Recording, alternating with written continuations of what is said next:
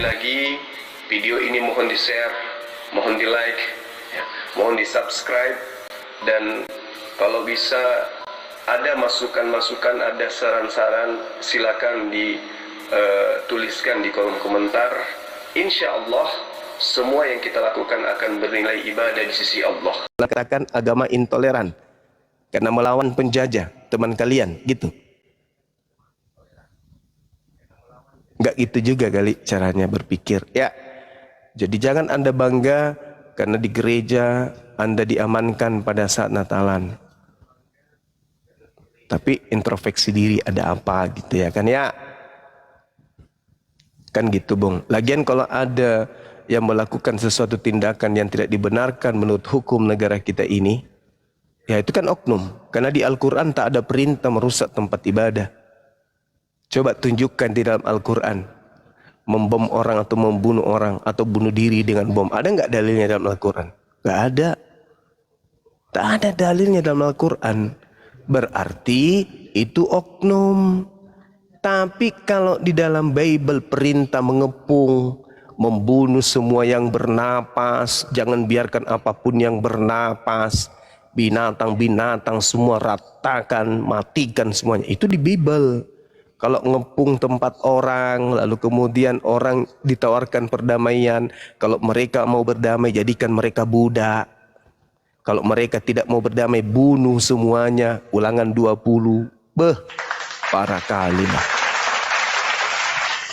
Jadi kalau mau membawa hal-hal bom dan seterusnya yang terjadi di negara kita itu oknum, bukan Islam, itu oknum.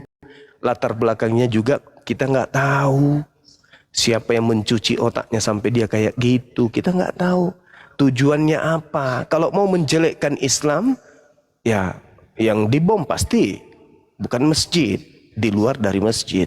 Kalau mau menjelekkan Islam, pasti yang dibom bukan masjid. Kalau mau menjelekkan agama Kristen atau agama selain Kristen, selain Islam, maka yang dibom adalah masjid. Karena tidak mungkin masjid dibom oleh umat Islam itu sendiri, kecuali tujuannya untuk menjelekkan agama lain. Nah, kalau gereja yang dibom, siapa yang mau dijelekkan? Orang Kristen? Gak mungkin.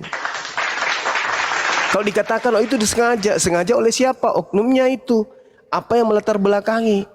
Kalau Al-Quran tidak mungkin, tak ada perintah di dalam Al-Quran.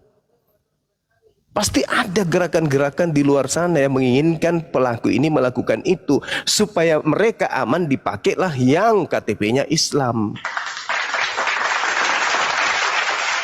Itu bisa terjadi seperti itu.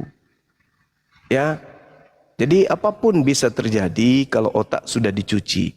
Tapi saya hanya ingin mengatakan bahwa di dalam kitab suci Al-Quran tidak ada satu ayat pun yang membolehkan bunuh diri. Oke, ya, tidak ada satu ayat pun yang memerintahkan untuk menghancurkan rumah ibadah agama lain di luar Islam. Tak ada. Carikan saya kalau ada. Tak ada. Gak boleh. Jadi kalau ada pelakunya itu melanggar ajaran Islam. Melanggar. Bukan hanya melanggar undang-undang saja, tapi melanggar Al-Quran, melanggar hukum Islam. Itu nggak boleh mengebom gereja, ngebom tempat ibadah, itu nggak boleh. Bahkan di Islam itu dalam peperangan, tidak boleh bunuh wanita, nggak boleh merusak rumah ibadah. Ini dalam perang aja nggak boleh. Itu dalam perang aja nggak boleh kayak gitu. Apalagi dalam keadaan tenang-tenang.